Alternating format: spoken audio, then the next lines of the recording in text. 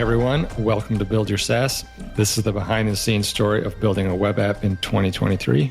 I'm John Buda, a software engineer. I'm Helen. I'm head of customer success. I'm Jason, and I'm a software engineer. I'm Josh, and I'm a marketing engineer. And I'm Justin Jackson. I do product and marketing. Follow along as this motley crew builds Transistor.fm. We got the whole team on the show today. First time we've ever had this many people on any episode of Build Your SaaS, I think. But we just recently got back from our second ever team retreat, and we went to Nashville, Tennessee.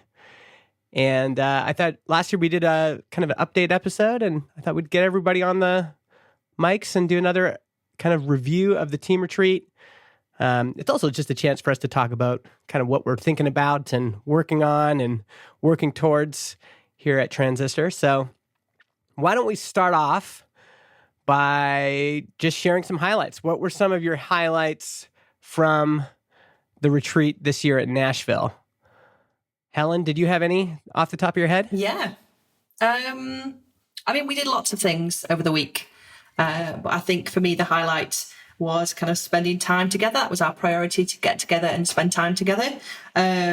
So when we did things like playing cards and playing games, I think I learned more about all of you in those kind of couple of hours than I have done over the entire past year, really. So it was very telling, some of you. Some of you, the way you play games, it's very interesting.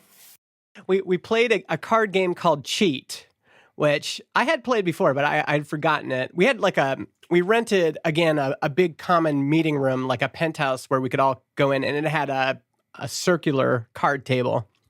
And yeah, there's a game called Cheat where you have to basically lie to each other.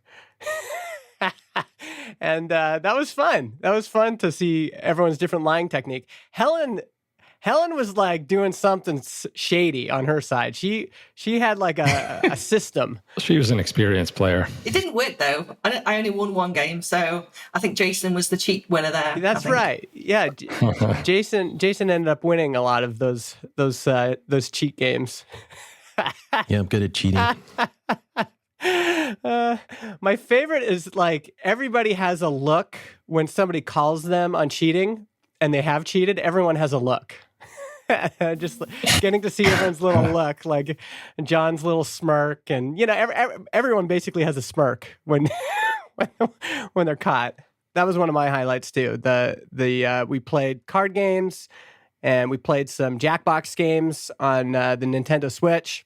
Yeah, I think just the simple stuff sometimes is the best time. You do get to know people quite well when you're playing cards. Had to engineer some HDMI and USB-C dongles together to actually get the Switch to work. Yeah. We have a photo of that somewhere as well. That was funny too. Yeah, we had the Switch, but we needed to dock it, but there was no outlet, and so Jason we had piles of pillows, we had multiple cables, we had HDMI cables and power cables stretched to the limit so that we could. It definitely looked like a fire hazard. Right, yeah.